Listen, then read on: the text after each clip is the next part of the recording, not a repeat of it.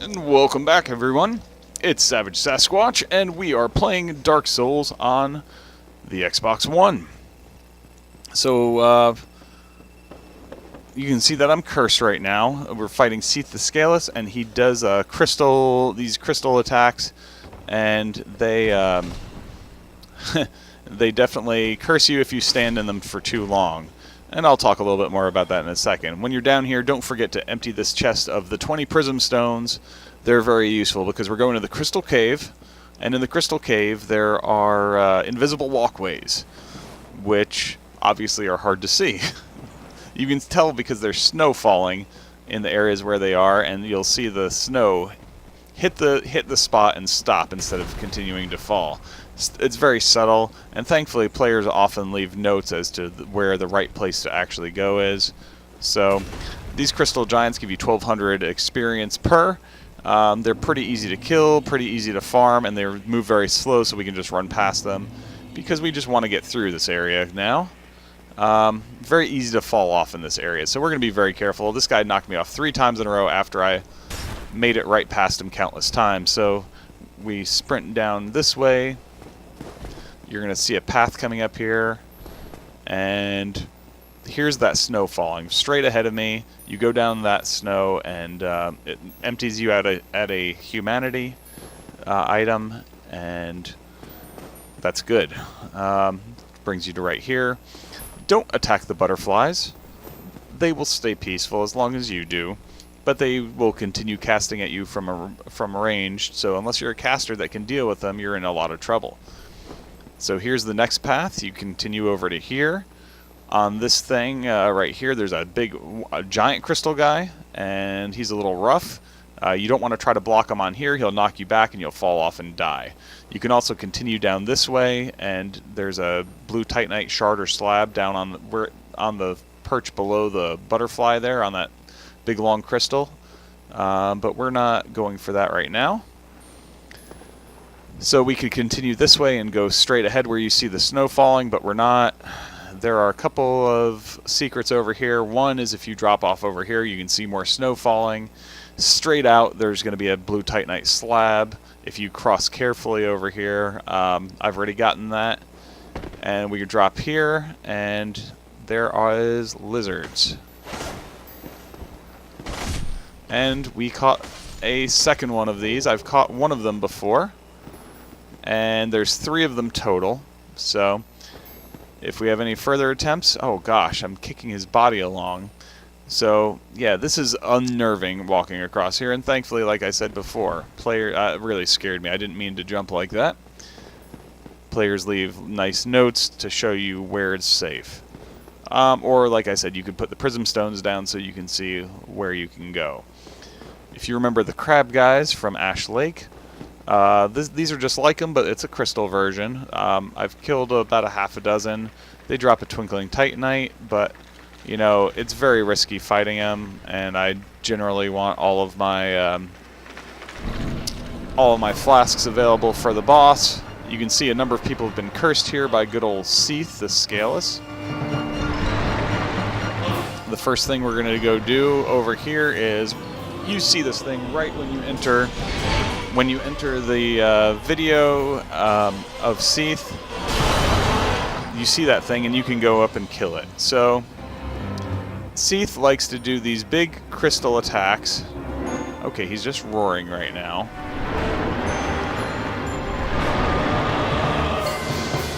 And so we're gonna wail on him here a little bit more until those go away, and then we're gonna get out, because he will target like an area where you're at. And so you can see we just barely got away. If you get caught in the crystals, they do damage, but more importantly, so you want him to start in that motion. I think you want him to start in that motion when you're farther away, so that way he knows to target farther away. Uh-oh. That's bad.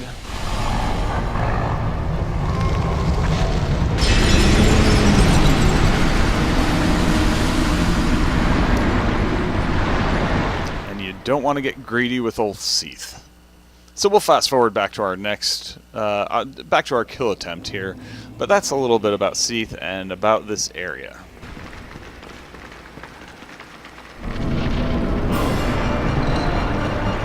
Alright, and we're back at Seath. Once again, hey, my voice was gone. Once again, we're going to run over here and attack the crystal. I just did this the first time, and I'm not 100% sure what it does. Is he going to... So the one thing about Seath is he's got that tail. Alright, hitting that tail got him to at least face us. So we want to stay kind of in the mid-range here, I think, and get him to target us with his breath. Alright, and then we can get into the close range.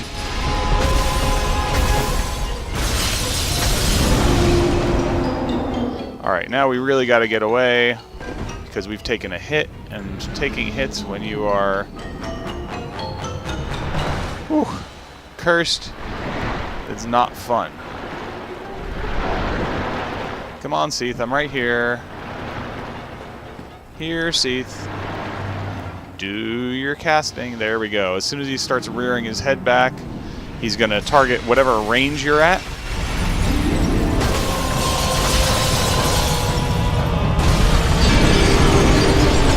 Alright, we need to get out of this really quick.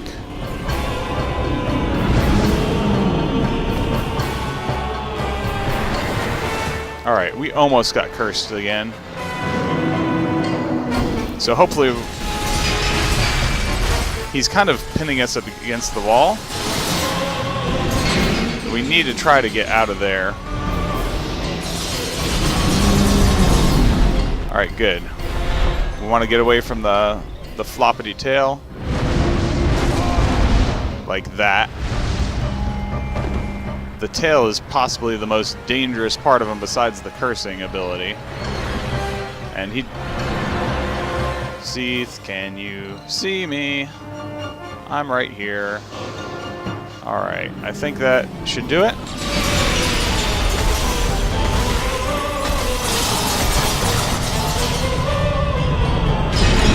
And we're going to go back out here because he's going to chase us out with those... Oh gosh. And that's another opportunity to get cursed. Alright, I think he's rearing up. And that time he did it in a straight line out from him, so you gotta be really careful with...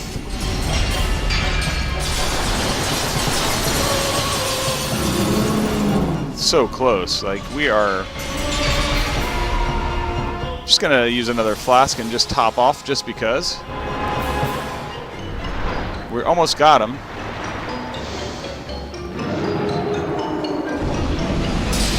Alright, that's what we needed. Although we didn't get the what...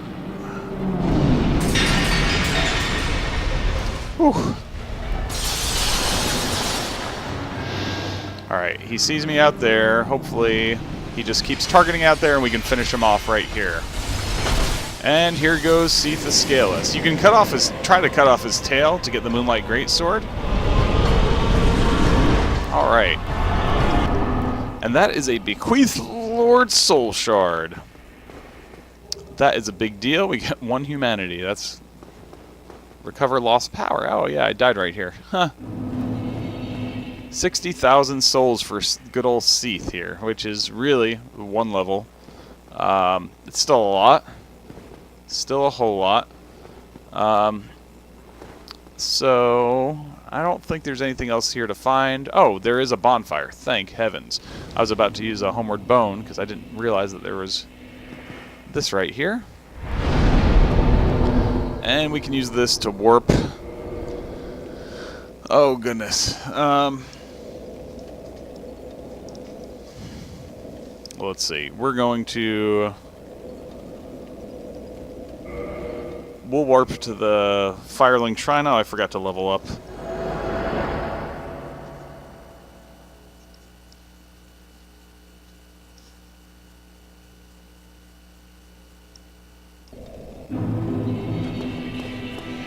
But we can level up right here.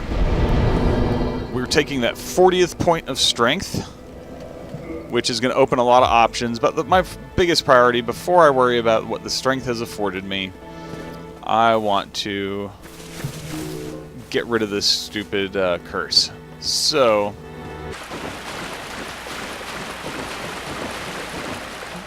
You left me up. I thought maybe you'd. Are you back for more fun? Plenty of it. hopefully, yes, purging stone.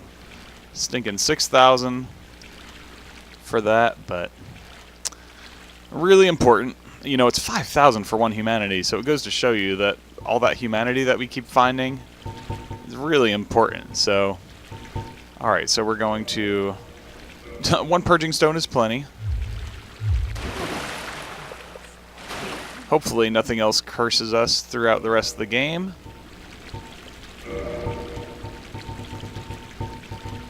Here, purging stone.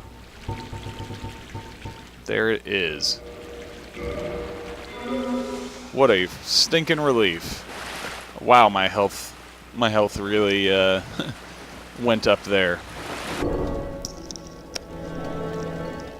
Alright, so I am back, having looked up and researched what some of the good weapons are. I realize I have missed some of them, so I want to take a moment and kind of travel around.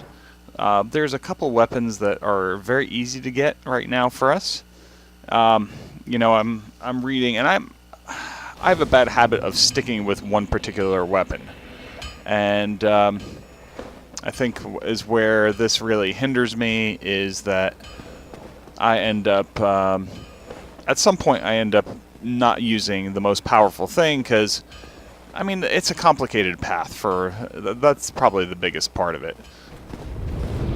So we're going to come here and we're going to let that guy do some work for us. And we do need to pull out a shield here that is better than whatever we have. That's the best fire shield. Probably the Dragon Crest shield. Actually, I remember hearing Havel's Great Shield is actually pretty strong. It's stronger on magic, not on fire. Ooh. Black Iron Great Shield it is. Let's try that.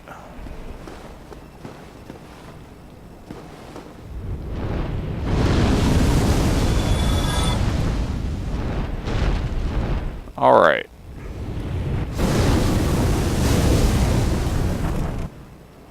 So you got to be blocking.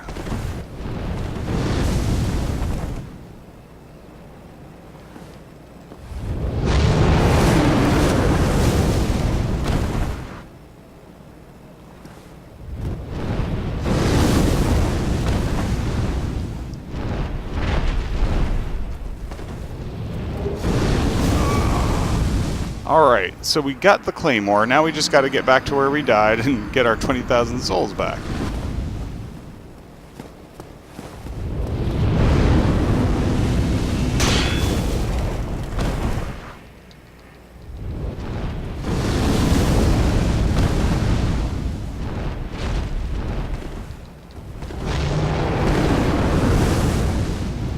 Alright, and we've got our souls back.